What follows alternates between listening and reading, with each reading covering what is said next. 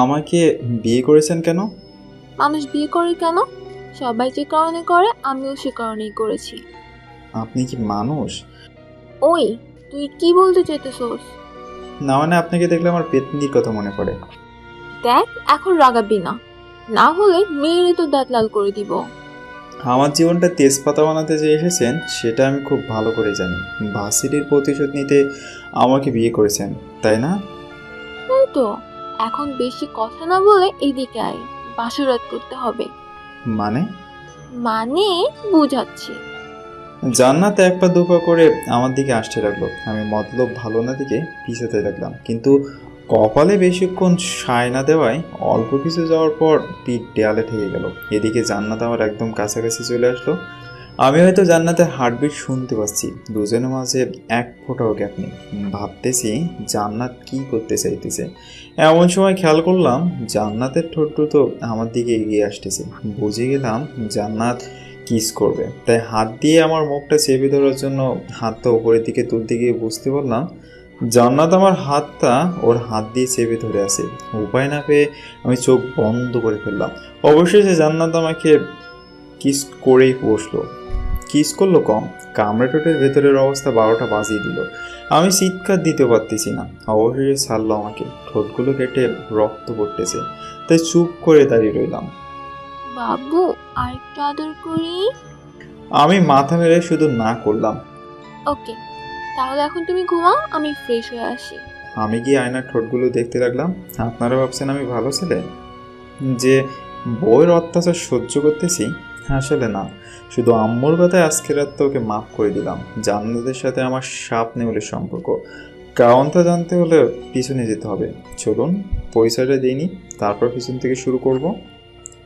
আমার নাম আনোয়ার হোসেন, পরিবারের সদস্য 3 জন। আমি বড় ভাইয়া, আম্মু। মানে বুঝতেই পারতেছেন, আব্বু ছোটবেলায় মারা গেছে, শুধু গল্পতেই। আব্বুর ছোট্ট একটা বিজনেস ছিল যেটা এখন ভাইয়া সামলায়। আর আমি আমি এখনও পড়াশোনা করি। আমরা সবাই গ্রামে থাকি, কিন্তু এখন সবাইকে ছেড়ে ঢাকায় যেতে হবে। আমি সারাদিন আম্মুর কাছে শুয়ে রইলাম। কলেজ লাইফ শেষ করে আমি কাল থেকে ভার্সিটিতে যাব। মনে আনন্দটাই অন্যরকম, কিন্তু ভয় একটাই, র্যাগিং নিয়ে একটু চিন্তা আছে, তাও মনে অনেক আনন্দ। রাতে চলে আসলাম স্বপ্নের শহর ঢাকায়। এখানে আমি আর আমার একটা বন্ধু দুজনে এসেছি গ্রাম থেকে, তাই দুজনে আলাদা একটা বাসা নিয়ে নিলাম। পরের দিন সকালে রেডি হয়ে চলে গেলাম ভার্সিটিতে। গেটের সামনে দাঁড়িয়ে ভাবতে লাগলাম কী হবে ভেতরে গেলে, র্যাগিং কি করতে বলবে, এসব ভাবতে হতে ভিতরে গেলাম। একটু যেতেই একটা বড় ভাই ডাক দিল। ভদ্রলোকের মতো ওনার সামনে গেলাম। নতুন এসেছিস? জি ভাইয়া। আমার সাথে আয় তো। কেন ভাইয়া? তোকে মেহেদি ভাইয়া ডেকেছে। মেহেদি ভাইকে?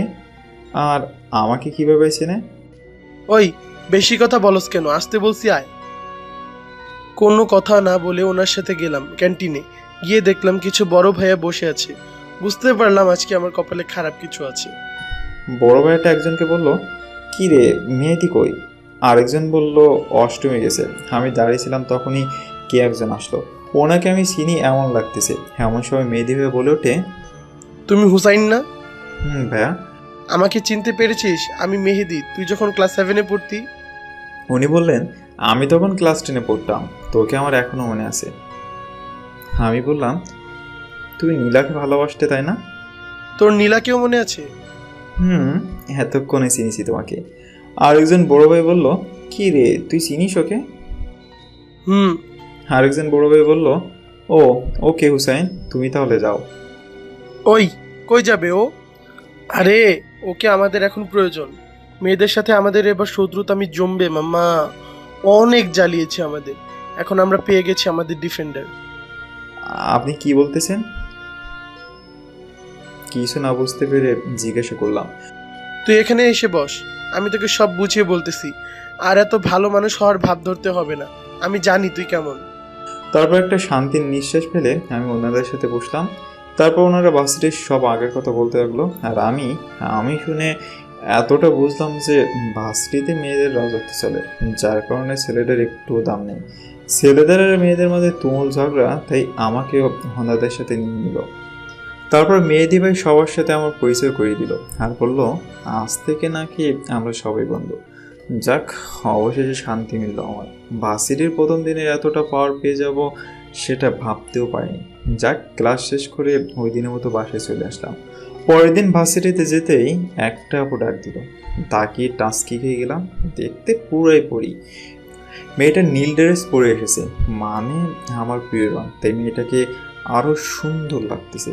আমি ভাবতে লাগলাম তাকে কোথাও হয়তো নিয়ে যেতে বানিয়েছে। আমি তার দিকে টাস্কি খেয়ে তাকিয়ে আছি, তখনই উনি আবার ডাক দিল। কিরে পিচ্ছি, এইভাবে তাকিয়ে কি দেখছিস? না, কিছু না। কিছু বলবেন? এদিকে আয় তো পিচ্ছি। আপনি আমার থেকে মাত্র 3 বছরের জুনিয়র, তাহলে আপনি আমাকে পিসি বলেন কিভাবে? ওকে, তা কলেজে কি নতুন নাকি? কেন? তুই অনেক কিউট, তাই তোকে একটু র্যাগিং দিব। কিছু না বলে চুপচাপ দাঁড়িয়ে রইলাম। তখনই মেহেদি ভাই আসলো। জান্নাত, তুই ওকে ধরেছিস কেন? সেটা কি তোকে বলতে হবে? ও আমার ছোট ভাই, তাই ওকে ধরলে আমি তোকে ছাড়বো না। বুঝতে পারলাম মেয়েটার নাম জান্নাত, তবে মনে মনে পরিণয় সেভ হয়ে গেল। আমি ওদের দিকে খেয়াল না করে পাশের একটা আপুকে পটাতে শুরু করলাম। দেখতে যেহেতু একটু কিউট, তাই পাশের আপুটাও শরম পেতে লাগলো। জান্নাত আপুর নজর আমার উপরে পড়তেই একটা ধমক দিল।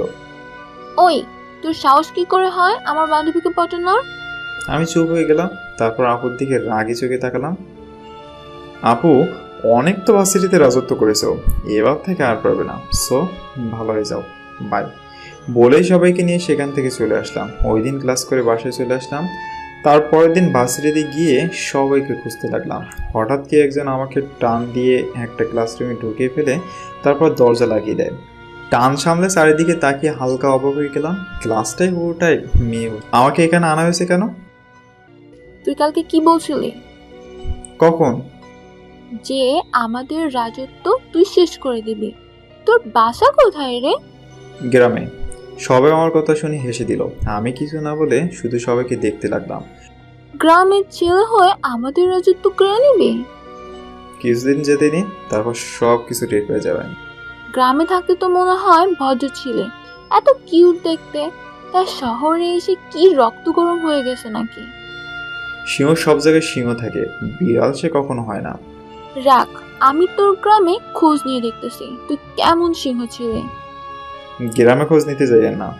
না, খোঁজ নেওয়ার পর থেকে আমাকে ভয় পাবেন, তাই। ও তাই নাকি? আরে, আপনাদের এতটুকু আক্কেল থাকা তো দরকার যে ছেলেটা একদিনে যেহেতু ফার্স্ট ইয়ারে হয়ে লাস্ট ইয়ারের ছেলেদের বস হয়ে গেছে, মানে কিছু একটা আছে আমার মধ্যে। ব্যাকলের দল সব সরেন, আমি যাব। কথাটা বলার পর সবার মুখে ভয় দেখতে পেলাম আমি। তখন একটু ভাব নিয়ে আমি দরজার কাছে চলে আসলাম। দরজাটা খোলার আগে আবার পিছনে ফিরে বললাম, বাইরেই ঝুলে থাকা মুখ নিয়ে যাবেন না, তাহলে সবাই বুঝে যাবে যে ফার্স্ট ইয়ারের ছেলে আপনাদের গেম বাজিয়ে দিয়েছে। সো স্মাইল বলে বাইরে বেরিয়ে আসলাম। বাইরে বেরিয়ে দেখি মেহেদি ভাই সহ সবাই দাঁড়িয়ে আছে, আর আমি বেরোতেই সবাই আমার দিকে অবাক হয়ে তাকিয়ে দিল। কি হলো, এভাবে তাকিয়েছো কেন? তোকে কি মেরেছে ওরা? মারবে তো আমাকে? বেরোইলে ওদের মুখটা দেখো, শোকাইয়া কাঠ হয়ে থাকবে। তুই প্রথম যে কি না টর্চার রুম থেকে মার না খেয়ে বেরিয়েছিস। ও, ওইটা টর্চার রুম নাকি?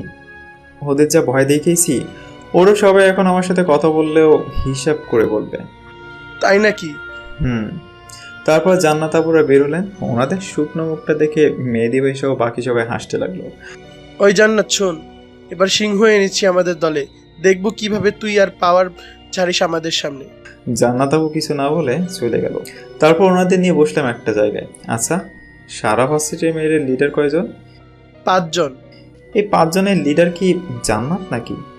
ওকে, প্রথমে এটা বলো, জান্নাতের কোনো ক্রাশ আছে ভার্সিটিতে, বা কাউকে ভালোবাসে? না, কেন?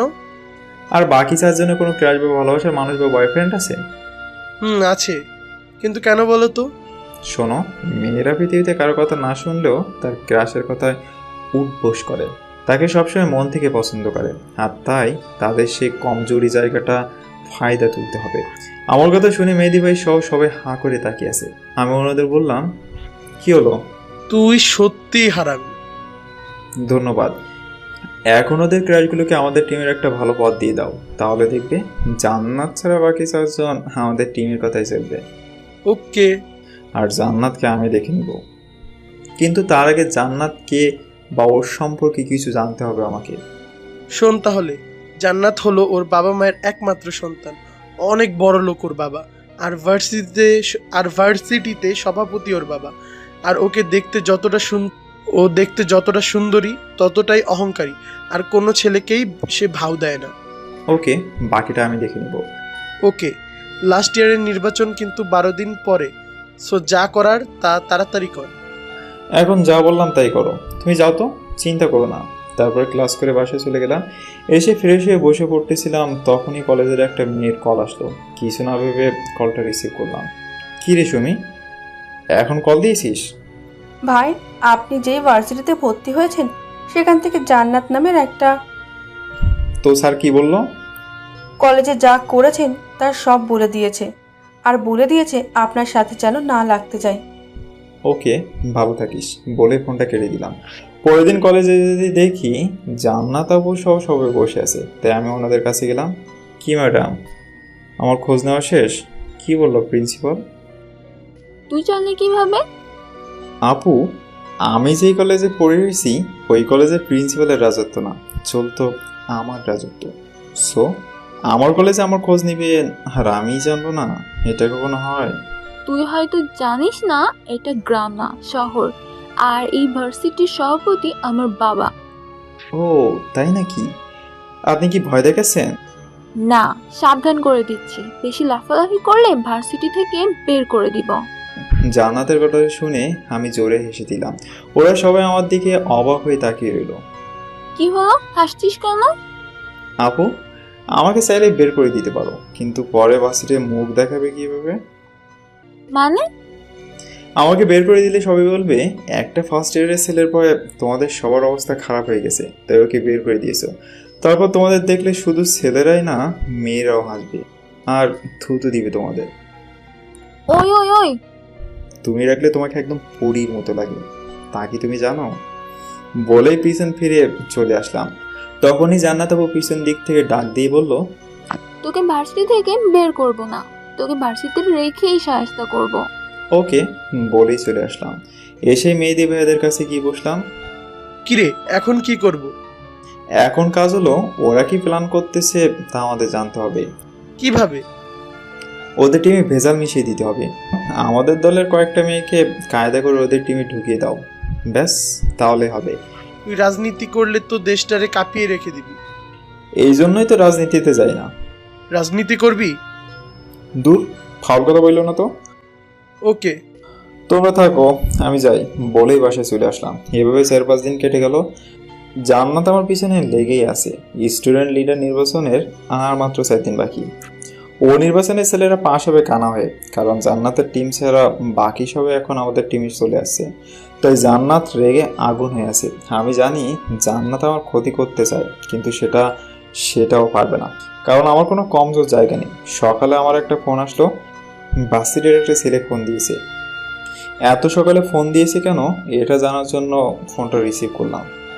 কিরে, এখন ফোন দিয়েছিস কেন? ভাই, আমাদের একটা টিম মেম্বারকে জান্নাত মারতেছে, তুমি আসো তাড়াতাড়ি। কোথায় মারতেছে? টর্চার রুমে, তুমি তাড়াতাড়ি চলে আসো। ওকে, আমি এক্ষুনি আসতেছি বলেই ফোনটা কেড়ে দিলাম। আমি ভাবতে লাগলাম সমস্যা হলে তো মেহেদি ভাই ফোন দিবে, এই ছেলেটা ফোন দিলে কেন? তাই মেহেদি ভাইকে ফোন দিলাম। ভাই, ভার্সিটিতে কি কোনো সমস্যা হয়েছে? না, কেন? আর একটা ছেলে, তারপর সব কিছু খুলে বললাম। মেহেদি ভাই বলল, হুসাইন, এটা জান্নাতের চাল, তুই ভুলে ওর কথা শুনিস না, তাহলে অনেক বড় সমস্যা হয়ে যাবে বলে দিলাম।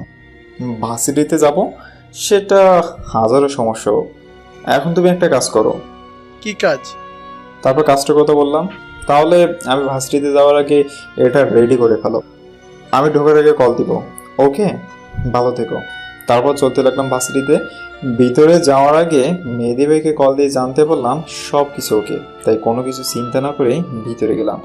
গিয়ে দেখি ছেলেটা দাঁড়িয়ে আছে, তাই ওর কাছে গেলাম। ভাই, ওরা ভিতরে আছে, তুমি যাও। ওকে বলেই ভিতরে গেলাম। ভিতরে গিয়ে আমি হালকা চমকে উঠলাম, কারণ ভিতরে জান্নাত ছাড়া আর কেউ নেই। বুঝলাম পরিবেশটা গরম হবে, তাই রুমের উপরে এক কোনায় থাকা ছোট্ট জানালায় তাকিয়ে দেখে নিলাম যে মেহেদি ভাই ক্যামেরাটা নিয়ে পৌঁছেছে কিনা। মেহেদি ভাই ক্যামেরা নিয়ে বসে আছে চুপ করে, তাই চিন্তা ছাড়া বুকটা টান দিয়ে দাঁড়ালাম। কি হলো, এখানে আমাকে ডাকলেন কেন? তোকে আজকে সবাই মেরে ভার্সিটি থেকে বের করবে। কেন, আমি কি করেছি? তুই কিছুই করিসনি, করব আমি, আর দোষ দিব তোর। তারপর বাকিটা স্টুডেন্টরা দেখে নিবে। শোনেন, আমার গর্তে ফেলতে গিয়ে আবার নিজে গর্তে পড়ে যায় না আবার। ওকে, তুই দেখ কে পরে গর্তে। তারপর জান্নাত আবার নিজের জামার কিছু অংশ ছিঁড়ে ফেললো, তারপর নিচ থেকে চিৎকার করে কাঁদতে লাগলো। কাঁদো কাঁদো চেয়ারে নিয়ে দরজা খুলে বাইরে এসে পড়লো। আমি এই চান্সে মেহেদি ভাইয়ের কাছ থেকে ভিডিও করা মোবাইলটা নিয়ে এলাম। তারপর বাইরে এসে দেখি হাজারো ছাত্রছাত্রী আমার দিকে রাগে দৃষ্টি নিয়ে তাকিয়ে আছে। তাই চুপচাপ কিছু না বলে প্রিন্সিপালের রুমের দিকে চলে গেলাম। বুঝতে পেরেছি মেহেদি বাইরে এসে বলেছে যে আমি তাকে ধর্ষণ করার চেষ্টা করেছি বা নানান কিছু। 1 ঘন্টার মধ্যে সভাপতি সহ সব স্যারেরা এসে গেল। সভাপতি সাহেব আমার দিকে অগ্নি চোখে তাকিয়ে আছে। প্রিন্সিপালের রুমের বাইরে কিছু ছেলে মেয়ে মিলে আমার শাস্তির দাবিতে মিছিল করতেছে। ভিতরে আমি আর মেহেদি ভাই দাঁড়িয়ে সেগুলো শুনতেছিলাম। তখন ওই প্রিন্সিপাল স্যার ডাকলো আমাকে। তুমি কি সেই হুসাইন যে কিনা ফার্স্ট ইয়ারের হয়ে লাস্ট ইয়ারের ছেলেদের সাথে ঘোরাফেরা করো? জি স্যার। তা তুমি তো খুব ভালো বলেই জানতাম। 20 দিনে ভার্সিটির সবার কাছে ফেভারিট একজন নেতা হয়ে উঠেছ। তা হঠাৎ করে এমন কাজ করতে গেলে কেন, তাও আবার আমাদের সভাপতির মেয়ের সাথে? স্যার, মিটিং কি আরও করবেন নাকি এটা এখানে শেষ করে দিব? জান্নাতের বাবা বলল মানে? আমি বললাম মানেটা আমি বলতেছি। স্যার, আপনার রুমের প্রজেক্টরটা একটু চালু করতে পারি? কেন? আমি কিছু সবাইকে দেখাতে চাই। স্যার সবার দিকে তাকিয়ে হ্যাঁ বলল। তারপর মেহেদি ভাই সব রেডি করলো। তারপর আমি গিয়ে ভিডিওটা প্লে করে দিলাম। সবাই হাঁ করে দেখতে লাগলো। জান্নাত ভিডিওটা দেখে চোখ কপালে উঠে গেল। একবার ভিডিওর দিকে তাকাচ্ছে, আরেকবার আমার দিকে তাকাচ্ছে।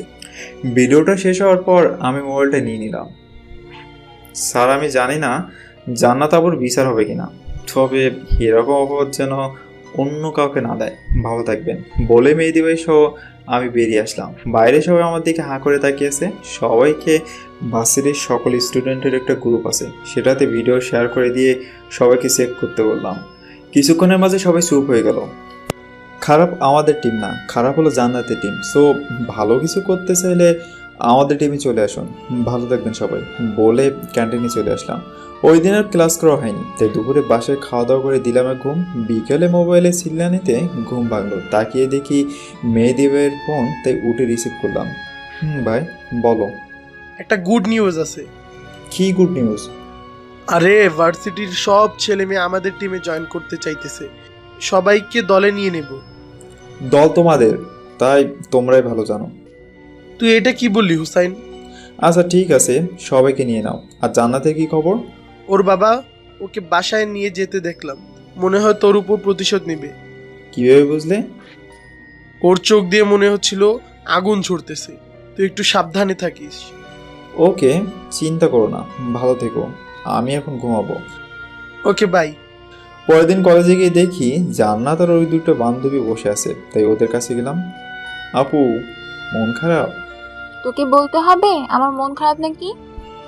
জান্নাত আমার গলাটা শুনে চোখ রাঙিয়ে তাকালো। আমি হালকা ভয় পেলাম মনে মনে, তাও বাইরে সেটা বুঝতে দিলাম না। না মানে এভাবে বসে আছে তো, তাই জিজ্ঞাসা করলাম। অনেক মজা নিচ্ছিস তাই না? আমিও তোকে দেখে নিব। একবার বেজ্জতি হয়ে 1 ক্লাস আসেনি, নাকি আবারও বেজ্জতি হতে চাও? তুই দেখ আমি তোর কি অবস্থা করি। আমার সাথে লাগতে এসো না, তাহলে নিজের পায়ে কোড়াল মারবে বলে দিলাম। সেটা সময় বলে দিবে।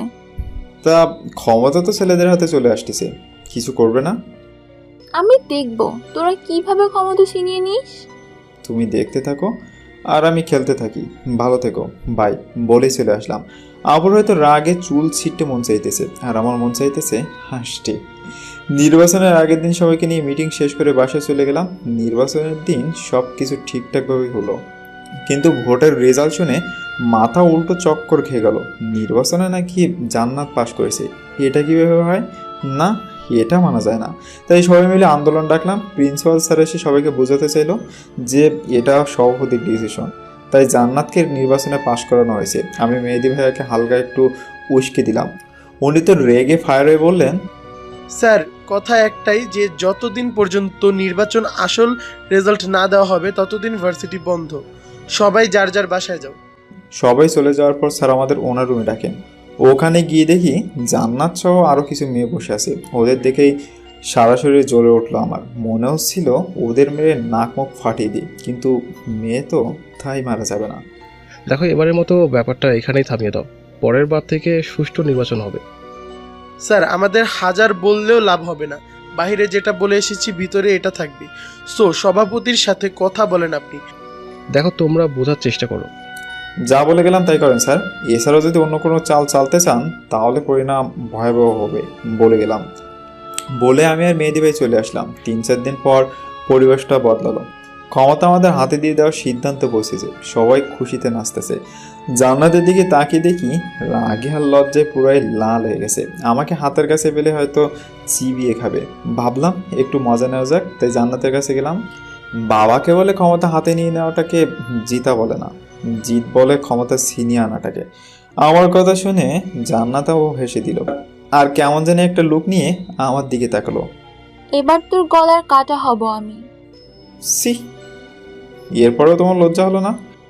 তুই আমার মান সম্মান সব শেষ করে দিয়েছিস।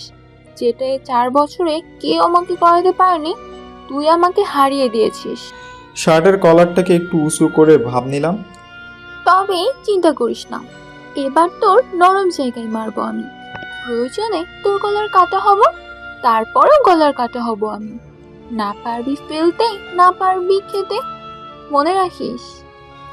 আমি কথাটা মজা ভেবে উড়ি দিয়ে চলে গেলাম। তারপর ক্ষমতা পাওয়ার আনন্দে নাচ গান করে সন্ধ্যায় বাসায় ফিরলাম। হাত মুখ ধুয়ে বইটা নিয়ে বসছিলাম, তখনই বাড়ি থেকে ফোন আসলো। আমি রিসিভ করলাম। মাম্মু বলো। একটা খুশির সংবাদ আছে। কালকে কি ঈদ নাকি? চুপ, তোর ভাইয়ের বিয়ে ঠিক হয়েছে। তাই নাকি? মেয়েটাকে? কে আর? তোর ভাই যাকে পছন্দ করত তাকে বউ বানিয়ে আনবো। ওকে, তুমি ফোন রাখো, আমি কালকে বাসা আসবো। ওকে। সকালে কলেজ ছুটির দরখাস্ত জমা দিয়ে বিকালের বাসে মেহেরপুর ফিরে আসলাম। 10 দিন বাসায় কাটিয়ে গেলাম। ভাইয়ের বিয়ের সব ঝামেলা শেষ করে ফেললাম। তারপর আবার গেলাম ভার্সিটিতে। আমাকে দেখে মেহেদি ভাই সহ সবাই খুশি, কিন্তু এই 10 দিন জান্নাত আপুকে সব থেকে বেশি মিস করেছি। ক্রাশ বলে কথা। অনেকবার ঝগড়া করার পরও নক দিয়েছি, কিন্তু আপু রিপ্লাই দেয়নি। ভার্সিটিতে সবার সাথে দেখা করে গেলাম জান্নাত আপুর কাছে। দূর থেকে দেখলাম হাসতেছে। আমাকে দেখার পর সব হাসি উদাও। তারপর আপুর কাছে গেলাম। কি রে শয়তান, এতদিন কোথায় ছিলি? বাড়িতে গিয়েছিলাম। কেন? বড় ভাইয়া বিয়ে করছে তাই। ও, তা তোরা কয় ভাই বোন? মাত্র 2 ভাই। ও, তা বাসায় আর কে কে থাকে? আম্মু, ভাবি আর ভাইয়া। আর আগে আমি থাকতাম, এখন ঢাকায় চলে আসছি। তার মানে তোর আব্বু নেই, তাই তো? তোদের গ্রামের নামটা যেন কি? ওকে বলে সেখান থেকে চলে আসলাম। এভাবে কেটে গেল 3 মাস।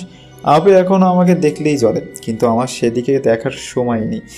এইদিকে ভার্সিটিতে গ্রীষ্মকালে ছুটি পড়ে গেছে, প্রায় সপ্তাহখানেক হবে। বাড়িতে যাব, কিন্তু কাজ আছে, তাই সেগুলো শেষ করে আজকে দুপুরে বাসে বাড়িতে যাব, কিন্তু কাজ আছে, তাই সেগুলো শেষ করে আজকে দুপুরের বাসে বাড়ি ফিরবো। যেই বাবা সেই কাজ। বাসায় ফিরতে ফিরতে রাত হয়ে গেল। সবার সাথে কথা বলে রুমে গিয়ে আটকে উঠলাম। সবার সাথে কথা বলা শেষ করে নিজের রুমের দিকে গেলাম। রুমে ঢুকতে আটকে উঠলাম। ভূত দেখার মতো চমকে আবার বাইরে চলে আসলাম। কিরে, বাহিরে আসলি কেন? না, আমার হঠাৎ মনে হলো আমার রুমে একটা মেয়ে আছে, তাই চমকে গিয়েছিলাম। মনে হওয়ার কি আছে? মেয়েটা তো সত্যিই আছে তোর রুমের ভিতরে। কি? কি না জি? আর তুই এত অবাক হলি কেন? কিছু না, এমনি। তুমি যাও, আমি একটু পরে আসতেছি। ওকে। বলে আম্মু চলে গেল। তারপর আমি রুমের ভিতরে চলে গেলাম। আপনি এখানে কেন? কি রে, কি খবর তোর? আমাদের বাসায় আসলেন কেন? সেটা এখন বাইরে গেলেই তোর আম্মু বলবে তোকে। মানে আপনি কি বলেছেন আম্মুকে? সেটা আম্মুর কাছ থেকে গিয়ে শোনায়। ওকে, আমি একটু পরে যাইতেছি। যদি উল্টাপাল্টা কিছু বলেন তাহলে খবর আছে আপনার। মারবি নাকি আমাকে? তার চেয়ে বেশি করব। বলে ওয়াশরুমে চলে গেলাম ফ্রেশ হতে। এসে দেখি জান্নাত রুমে নেই, তাই আমি রেডি হয়ে খাওয়া দাওয়া শেষ করে চলে গেলাম। সবাই একসাথে বসে খেতে লাগলাম। তখনই ভাইয়া বলে উঠলো, শোন হোসাইন, আমি আর আম্মু মিলে একটা ডিসিশন নিয়েছি। কি ডিসিশন? আমরা তোর বিয়ে ঠিক করেছি জান্নাতের সাথে। ভাইয়ের কথা শুনে গলায় ভাত আটকে গেল, তাই কাজটা লাগলাম। সবাই মিলে পানি খেয়ে থামালো। কিরে, কি হয়েছে তোর? না কিছু না। তুমি কি যেন বলেছিলে? ভাইয়া বলতে লাগলো, তোর বিয়ে ঠিক করেছি মায়ের সাথে। আমি বললাম, ভাইয়া উনি আমার থেকে 3 ক্লাস সিনিয়র। তো কি হয়েছে? এখন চুপচাপ খা, খাওয়া দাওয়া শেষ করে ছাদে আয়, তোর সাথে আমার কথা আছে। ওকে বলেই চুপচাপ খেয়ে রুমে চলে আসলাম। এখন সব কিছু মাথার উপর দিয়ে যাচ্ছে। জান্নাত আমাকে বিয়ে করতে চাইতেছে কেন? নিশ্চয় আমার উপরে প্রতিশোধ নিতে। এসব ভাবতেছিলাম, তখনই রুমে জান্নাত আসলো আর আমাকে দেখে মুচকি মুচকি হাসতে লাগলো। কি রে, কেমন চুমকি দিলাম না? হুম। এটা তো কিচ্ছুই না, তোর লাইফে এমন চমক আরো অনেক বাকি। ওই আর কিছু বলার আগেই ভাইয়া ডাক দিল, হুসাইন, ছাদে আয়। আসতেছি। যা সাদে, যা প্রশ্ন আছে একবারই করিস, না হলে আবার মনে ডাউট থাকবে পরে। আপনাকে আমি দেখে নিব বলেই ছাদে চলে আসলাম। ভাইয়া তোমাদের কি মাথা খারাপ হয়ে গেছে? এত বড় মেয়ের সাথে আমার বিয়ে দিতে চাইতেছো? তোর থেকে মাত্র 2 বছরের বড়, আর এটাকে কি কেউ বড় বলে নাকি? আচ্ছা এটা বাদ দিলাম। তুমি জানো ও আমার উপর প্রতিশোধ নিতে এখানে এসেছে? আমাদের সব বলেছে, তোর যাওয়া থেকে শুরু করে নির্বাচনের ঘটনা সহ সব বলেছে আমাদের। তারপরও তোমরা ওকে এই বাড়ির বউ বানাতে চাইতেছো? মেয়েটা খুব ভালো, আর আম্মু নিজে কথা দিয়েছে। আর আর তুই ভালো করেই জানিস আম্মু কথা দেওয়াই কতটা পাকা। ভাইয়া তোমরা বুঝতেছো না। আমরা বুঝতেছি, তুই বুঝতেছিস না। মেয়েটা তোকে অনেক ভালোবাসে, দেখিস অনেক সুখে থাকবি সারাটা জীবন তুই। পিছনে বাস নিয়ে কোন শালায় ভালো থাকে? আর এই মেয়ে তো পুরো একটা বাসের ছাদ। জীবনে যা শান্তি ছিল সব মাটি চাপা দিয়ে দিতে হবে, কারণ ওনাদের যাই বলি না কেন সব কিছুর জবাব নেগেটিভে আসবে। কি রে, কি এত ভাবছিস? তোমরা যে ওর আবেগকে এত পাত্র দিতেছো বা নিজের বাড়ির বউ বানাতে চাইতেছো, ওর বাবা যদি জানতে পারে তাহলে আমাদের সবাইকে মাটির নিচে ঢুকিয়ে দিবে। ওর বাবা কখনোই মেনে দিবে না। এত বড় লোকের মেয়েকে এ বাড়িতে বউ করে আনার স্বপ্ন দেখো কীভাবে তোমরা? বাঁচতে চাইলে ওকে বুঝিয়ে সুঝিয়ে বাসায় পাঠিয়ে দাও। ভাইয়া মোবাইলে কী যেন খুঁজে বের করে আমার সামনে ধরলো। এটা জান্নাতের বাবা না? হুম। তাহলে এটা দেখ, জান্নাতের বাবা নিজে ওনার মেয়েকে আম্মুর হাতে তুলে দিয়ে গেছে। কপালে হাত দিয়ে সাজে বসে গেলাম।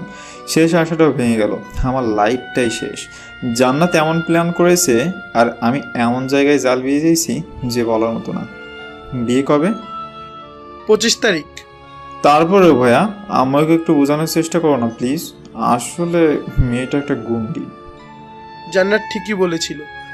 কেন? জান্নাত আবার কি বলছিল? ভাইয়া বলল, জান্নাত বলেছিল তুই বিয়েটা ভাঙার হাজারো চেষ্টা করবি।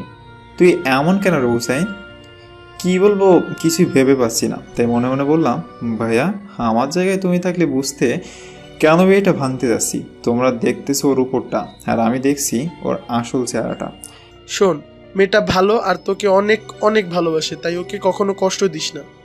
আচ্ছা ও আসছে কবে আর কি কি বলেছে একটু শর্ট করে বলো তো। তোর ভার্সিটি যেদিন বন্ধ দেয় ওই দিন বিকেলে জান্নাত আমাদের বাসায় আসে। জান্নাত নাকি তোকে সারপ্রাইজ দিতে চেয়েছিল, তাই আমাদের কিছু বলতে নিষেধ করেছে। তারপর আমাদের সব কিছু আম্মুর কাছে খুলে বলে, বলেই প্রচুর কান্না করে। ও নাকি তোকে ভালোবাসে ফেলেছে আর তুই নাকি ওকে দেখতেই পারিস না, তাই ও বাধ্য হয়ে বাসায় এসেছে। ভাইয়া বলল, তারপরও আম্মুকে বলে ও তোকে বিয়ে করতে চায়। তারপর আম্মু জান্নাতকে বলে যে বিয়ের কথা বলতে হলে গুরুজন লাগে। তারপর জান্নাত ওর বাবাকে ফোন দিয়ে আসতে বলে। ওর বাবাও পরের দিন এসে বিয়ের কথা বলে। জান্নাত নাকি ওদের বাসায় প্রচুর কান্না করেছে তোর জন্য, না খেয়ে থেকেছে কয়েকদিন। তারপর নাকি ওর বাবা না পেরে রাজি হয়ে যায়। তারপর জান্নাতের বাবা বলতে লাগলো, তারপর জান্নাতের বাবা মা জান্নাতকে আম্মুর হাতে তুলে দিয়ে যায়। তারপর থেকে জান্নাত এখানে আসে। ভাইয়ের মুখে এগুলো শুনে হাঁ হয়ে গেলাম। এত সব কিছু হয়ে গেল আর আমি কিছুই জানি না। আমি বললাম, তাহলে তোমরা আমাকে এতদিন বলনি কেন? জান্নাত নাকি তোকে সারপ্রাইজ দিতে চেয়েছিল, তাই আমাদের কিছু বলতে নিষেধ করেছে। ও কাল বিকেলে আম্মু আমাকে কি বলেছে জানিস? বলেছে এই কয়েকদিনে নাকি জান্নাতকে আম্মুর অনেক পছন্দ হয়েছে। এটা শোনারই বাকি ছিল। যাও তুমি আর যা ভালো লাগে করো। পকেট থেকে সিগারেট বের করে সমানে টানতে লাগলাম। কি করব মাথায় কাজ করতেছে না। আম্মুর সাথে কথা বলতে হবে, দেখি কি করা যায়। তারপর নিচে গেলাম আম্মুর কাছে, দরজায় নক করলাম। আম্মু, আসবো? আসো। আম্মু, কিছু বলার ছিল। ঘোর পেস না করে সোজা বলে ফেলো। আম্মু, আমি চাইছিলাম বিয়েটা 2 বছর পরে করতে। জান্নাতকে বিয়ে করব, কিন্তু 2 বছর পরে। এখন তো পড়ালেখা করতে হবে, তাই না? পড়ালেখা করতে না করেছে কে? বিয়ের পর বৌমাকে নিয়ে তুই ঢাকায় থাকবি, ওইখানে তুই আর বৌমা দুইজনেই পড়ালেখা করবি। আচ্ছা বলেই রুম থেকে বেরিয়ে আসলাম। আম্মু বিয়ের আগে বৌমা বলতেছে মানে মেয়ে আম্মুর পছন্দ হয়েছে, তাই আর কোনো পথ খোলা নেই বিয়ে করা ছাড়া। না, কিছু ভাবতে পারতেছি না, মাথাটাও ব্যথা করতেছে। এখন এসব নিয়ে ভাবা যাবে না, তাই ভাবিকে ডাক দিলাম। ভাবি, একটু শোনো তো। বলো, কিছু লাগবে? ভাবি, 1 কাপ কফি বানিয়ে দাও তো। তুমি রুমে যাও, আমি বানিয়ে দিতেছি। ওকে বলেই রুমে চলে আসলাম। রুমে এসে মেডিসিন খেয়ে শুয়ে রইলাম। কতক্ষণ পর হঠাৎ জান্নাত রুমে আসলো কফি নিয়ে। এই নে তোর কফি। আপনাকে কফি আনতে কে বলেছে? ভাবি বললো আমার ভালোবাসার মানুষ নাকি কফি খাবে বলছে, তাই বানিয়ে আমাকে দিয়ে পাঠিয়ে দিয়েছে। প্লিজ এসব নাটক বন্ধ করেন, আর কফি লাগবে না আমার। কিছু না বলে মুখ ফিরিয়ে শুয়ে গেলাম। কিছুক্ষণ পরে ঘুমিয়ে গেলাম, কিন্তু ঘুমটা বেশিক্ষণের জন্য হয়নি। হঠাৎ ঘুমের মধ্যে কেউ আমার পায়ের উপরে কেউ পা রাখলো, তাই ঘুমটা ভেঙে গেল। তাকিয়ে দেখি জান্নাত বই পড়তেছে আমার পাশে বসে। তাই তাড়াতাড়ি করে ঘুম থেকে লাফিয়ে উঠলাম। ওই, আপনি আবার বিছানা উঠেছেন কেন? এটা তোর বিছানা কে বলেছে? মানে এটা আমার রুম, আর বিছানাটাও আমার। আসছে এটা নিজের রুম বানাতে।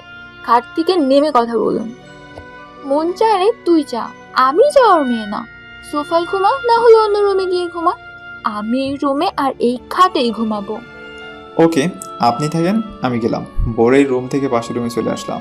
মাথা ব্যথাটা এখনও শেষ হয়নি, তাই আবার শুয়ে গেলাম। কিছুক্ষণের মাঝে ঘুমিয়ে গেলাম। সকালে হাতের আঙুল গরম কিছু লাগায় লাফিয়ে উঠলাম। তাকিয়ে দেখি জান্নাত কফির মগ নিয়ে দাঁড়িয়ে আছে। আঙুলে তাকিয়ে দেখি কফি লাগানো। বুঝলাম আঙুলটাকে কফিতে গোসল করিয়েছে। ওই শেষ নবাব, যা গিয়ে ফ্রেশ হয়ে নিচে আয়, সবাই তোর জন্য বসে আছে। ভালোভাবে ডাকলে তো উঠে যেতাম। এভাবে কফিতে আঙুল চুপিয়ে রাখার মানে কি? তোকে মানে বোঝাতে পারবো না। আর তোকে এর আগেও একবার ডেকে গেছি, কিন্তু তুই উঠিসনি, তাই এটা করতে হয়েছে। তাড়াতাড়ি রেডি হয়ে নে, আমাকে নিয়ে যেতে হবে। জান, আপনাকে আটকে রেখেছে কে?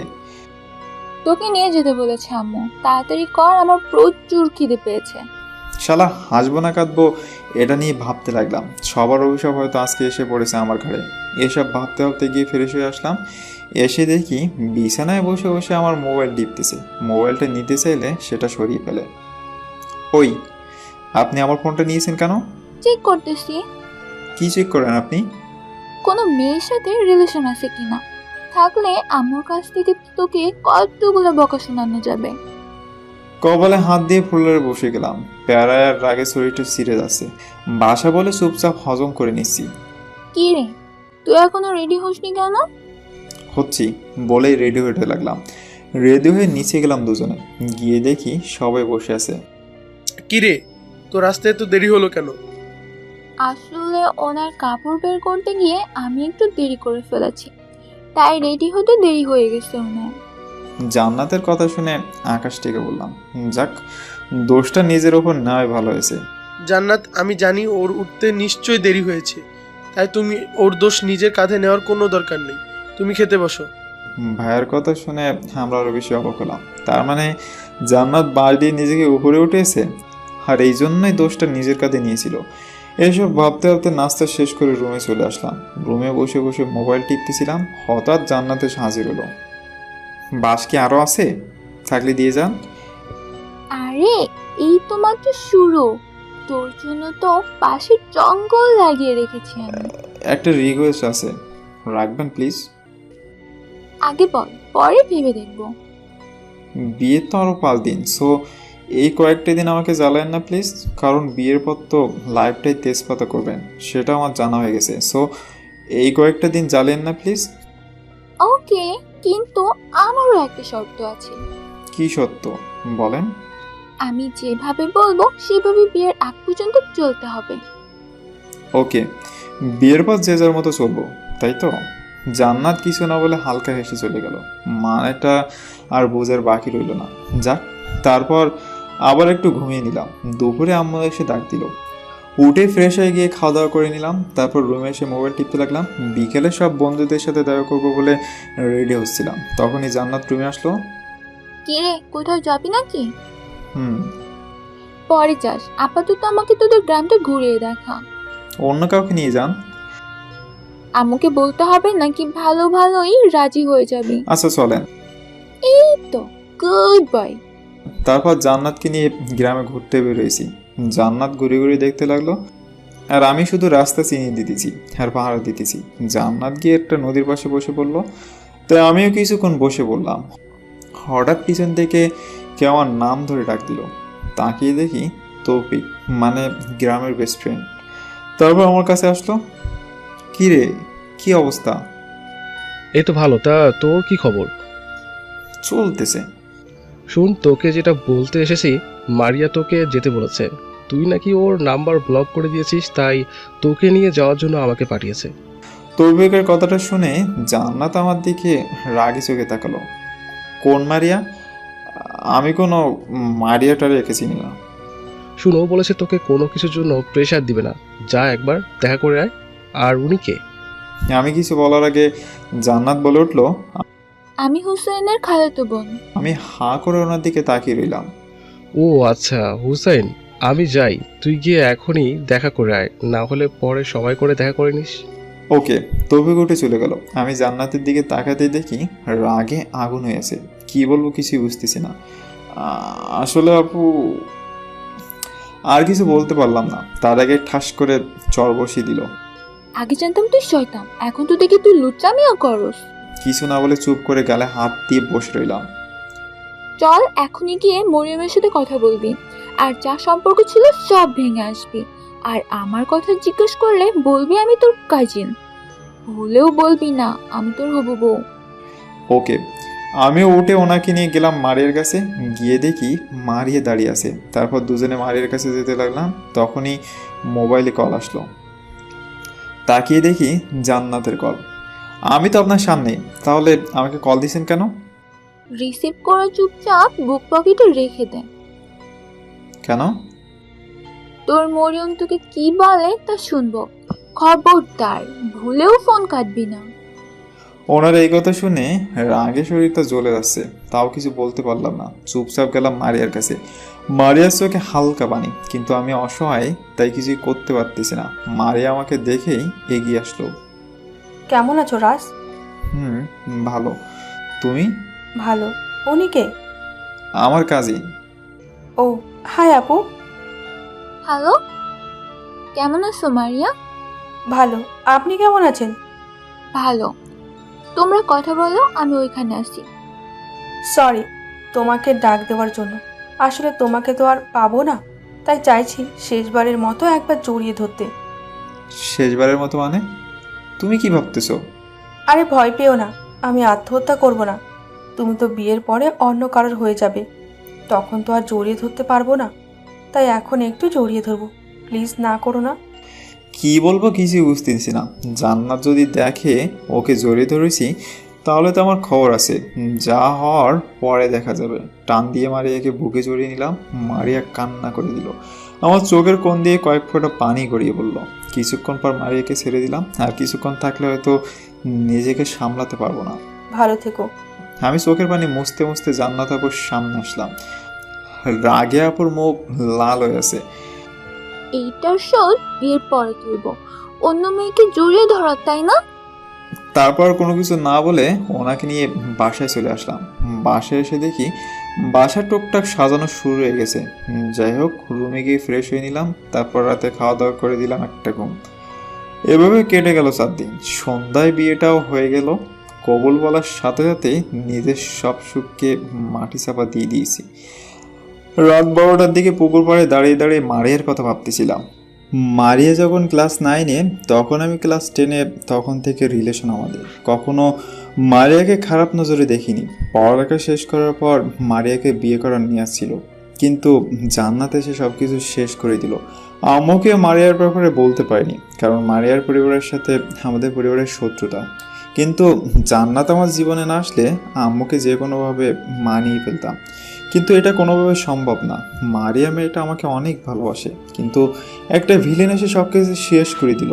এসব ভাবতে হতে কখন যে চোখ দিয়ে পানি বেরিয়ে গেল বুঝতেই পারিনি। চোখের পানি মুছতেছি তখনই কেউ কাঁধে হাত রাখলো। তাকিয়ে দেখি ভাইয়া ভাবি পিছনে দাঁড়িয়ে আছে। কিরে, মন খারাপ? না, এমনিতেই। ও আচ্ছা, যা, জান্নাত একা রুমে বসে আছে কখন থেকে। হুম, বলেই সেখান থেকে চলে আসলাম। তারপর বাসায় এসে নিজের রুমে গেলাম, এসে দরজা লাগিয়ে দিলাম। দরজা লাগিয়ে ফিরতেই দেখি জান্নাত উঠে বারান্দায় গিয়ে দাঁড়িয়ে আছে। আমি কিছু না বলে সোফায় গিয়ে বসে রইলাম। কিছুক্ষণ পর জান্নাত রুমে আসলো, এসে আমার পাশে বসে রইল। তারপর কোনো কথা ছাড়াই ঠাস করে একটা চড় বসিয়ে দিল। গালে হাত দিয়ে নির্বাকের মতো তাকালাম। এটা দিয়েছিস কেন জানিস? অপু বউ থাকতে যে অন্য মেয়েকে জড়িয়ে ধরেছিস তাই। কিছু না বলে হালকা একটু হাসলাম। আজ থেকে চড় খাওয়ার অভ্যাসটা করে ফেল, কারণ এখন থেকে ভুল হলে রাগ দেখাবো না, সোজা থাপ্পড় লাগিয়ে দিব। আমি চুপ করে বসে রইলাম। কিছু বলার আছে নাকি এইভাবেই চুপ করে বসে থাকবি? আমাকে বিয়ে করেছেন কেন? মানুষ বিয়ে করে কেন? সবাই যে কারণে করে, আমিও সে কারণেই করেছি। আপনি কি মানুষ? ওই, তুই কি বলতে চাইতেছস? না মানে আপনাকে দেখলে আমার পেতনির কথা মনে পড়ে।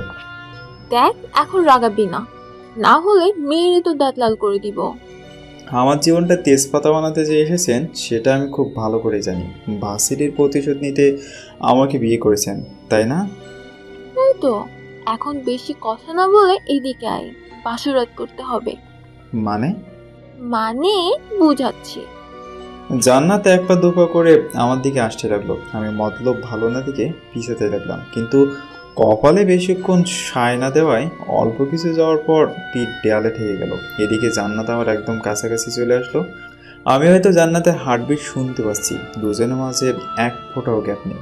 ভাবতেছি জান্নাত কি করতে চাইতেছে। এমন সময় খেয়াল করলাম জান্নাতের ঠোঁট তো আমার দিকে এগিয়ে আসতেছে। বুঝে গেলাম জান্নাত কিস করবে, তাই হাত দিয়ে আমার মুখটা চেপে ধরার জন্য হাতটা উপরের দিকে তুলতে গিয়ে বুঝতে পারলাম জান্নাত আমার হাতটা ওর হাত দিয়ে চেপে ধরে আছে। উপায় না পেয়ে আমি চোখ বন্ধ করে ফেললাম। অবশেষে জান্নাত আমাকে কিস করেই বসলো। কিস করলো কম, কামড়ে ঠোঁটের ভেতরের অবস্থা 12টা বাজিয়ে দিল। আমি চিৎকার দিতে পারতেছি না। অবশেষে ছাড়লো আমাকে। ঠোঁটগুলো কেটে রক্ত পড়তেছে, তাই চুপ করে দাঁড়িয়ে রইলাম। বাবু, আরেকটু আদর করি। আমি মাথা নেড়ে শুধু না করলাম। ওকে, তাহলে এখন তুমি ঘুমাও, আমি ফ্রেশ হয়ে আসি। আমি মাথা নেড়ে শুধু না করলাম। আমি বাইরে গিয়ে আয়না ঠোঁটগুলো দেখতে লাগলাম। ঠোঁটের বাইরের দিকটা একটুও কাটেনি, কিন্তু ঠোঁটের ভিতরের দিকটা কেটে রক্ত পড়তেছে। মুখ চেপে সবাই গিয়ে বসে পড়লাম। জান্নাত অষ্টম থেকে বের হওয়ার পর কোনো কথা না বলে অষ্টমের ভেতরে চলে গেল। ফ্রেশ হয়ে এসে বালিশের চাদর নিয়ে সোফায় শুয়ে গেলাম। সারাদিন ক্লান্ত, তাই তাড়াতাড়ি ঘুমিয়ে গেলাম। সকালে হঠাৎ ঘুম ভেঙে যায়। তাকিয়ে দেখি জান্নাত অষ্টম থেকে বেরিয়েছে, তাই আমিও গিয়ে ফ্রেশ হয়ে নিলাম। তারপর দুজনে নিচে গেলাম নাস্তা করতে। নাস্তার খাওয়ার সময় হালকা একটু ঝাল মুখে দিতেই মুখ জ্বলে যাওয়ার মতো অবস্থা। তাও হালকা কিছু খেয়ে উঠে রুমে চলে আসলাম। এসে মোবাইল টিপতেছিলাম, তখনই জান্নাত রুমে আসলো। এসে আমার পাশে বসে পড়ল। কি রে, মুখের ভিতর জ্বলতেছে?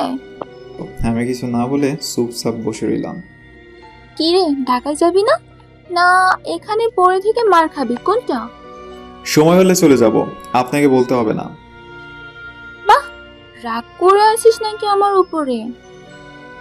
না, আপনার উপর তো ক্রাশ খেয়ে আছি। তাই নাকি? ওকে, সবাই ক্রাশ খায় আমার উপর, তাদের মধ্যে না হয় তুইও একজন। তাহলে চলেন। এখন তো কিরাত যেহেতু আমার বউ, তাই তাকে একটু আদর করে দিই। রাগে ভিতরটা জ্বলে যাচ্ছে। মা মানে কি বলতে চাইতেছিস তুই? জান্নাতের হাত দুটো শক্ত করে চেপে টান দিয়ে বিছানায় শুয়ে দিলাম। তারপর আমার পা দিয়ে জান্নাতের পাগুলো চেপে ধরলাম। ওই, তুই কি করতেছিস? ক্রাশকে আদর করব।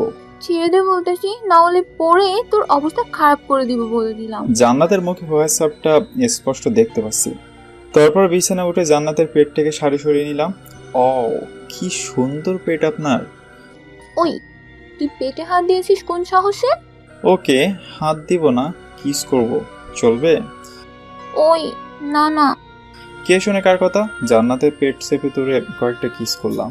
জান্নাত ভয়ে চোখ বন্ধ করে রেখেছে। এবার আর কোথায় কিস করবো বলেন? ছাড়া পেলে তোকে মেরেই ফেলবো আমি। ছাড়ার আগে আমি আপনার যা সম্মান আছে তার সবটা কেড়ে নেব। কথাটা শুনে জান্নাতের চোখগুলো বড় বড় হয়ে গেল। এবার আমার দিকে মায়াবী চোখে তাকালো। এভাবে তাকিয়ে লাভ হবে না, কারণ আপনার ডানা না ভাঙলে আপনার ফরফরানি বন্ধ হবে না। আমি চাই তুই এটা কর, কারণ তুই এটা করলে আমার কাছে হেরে যাবি, আর আমি চাই তুই আমার কাছে হেরে যা। ওকে, আজকের মতো ছেড়ে দিলাম, আমিও দেখে নিব আপনাকে, বলে হাত পায়ের বাঁধনগুলো খুলে দিলাম। জান্নাত কিছু না বলে রুম থেকে চলে গেল। তারপর কিছুদিন বাড়ি থেকে জান্নাতকে নিয়ে ঢাকায় চলে আসলাম। ঢাকায় এসে বাসা ভাড়া নিয়ে নিলাম। পরের দিন দুজনে ভার্সিটিতে যাওয়ার জন্য রেডি হয়ে চলে গেলাম ভার্সিটিতে। সবার সাথে দেখা সাক্ষাৎ করার পর মেহেদি ভাইদের সাথে ক্যান্টিনে বসে আড্ডা দিতে লাগলাম। তখনই জান্নাত তার বান্ধবীকে পাঠালো আমার কাছে আমাকে ডাকার জন্য। তারপর উঠে গেলাম জান্নাতের কাছে। গিয়ে দেখি জান্নাতের হাতে একটা পেপার নিয়ে দাঁড়িয়ে আছে। কি হলো, আমাকে ডেকেছেন কেন? এই পেপারে একটা সাইন লাগবে তোর। কিসের পেপার? তোর আর আমার ডিভোর্স পেপার। এটাতে সাইন করার ঠিক 6 মাস পর আমাদের ডিভোর্স হয়ে যাবে। কি? সাইন কর এটাতে। আমিও তোকে জানাতে বিয়ে করেছি। তোর কি মনে হয় তোর সাথে সংসার করার জন্য? না, আমি বলছিলাম 6 মাস বেশি হয়ে যায় না। আর কিছু বলার আগে জান্নাত ধমক মারলো। ওই চুপ! কে তোর আপু? ও সরি, আসলে মুখ ফসকে বের হয়ে গেছে। যতদিন আমাদের মাঝে বিয়ের রিলেশনটা আছে ততদিন আপু ডাকবি না, বলে দিলাম। না হলে সবাই সন্দেহ করবে। কি বলছিলি বল এবার। ওকে, আসলে 6 মাস এটা তো অনেক বেশি সময়। আমি বলছিলাম কি, আমার একজন চেনা উকিল আছে, আপনি চাইলে 3 মাসে ডিভোর্স করাতে পারবো আমি। তোর মুক্তি পাওয়ার জলদি বেশি, তাই না? এই নেন পেপার। পেপারটা ওনার হাতে ধরিয়ে দিলাম। জান্নাত পেপারটা হাতে নিয়ে ছিঁড়ে ফেললো। তারপর সেগুলো টুকরো টুকরো করে আমার উপরেই ছুড়ে দিল।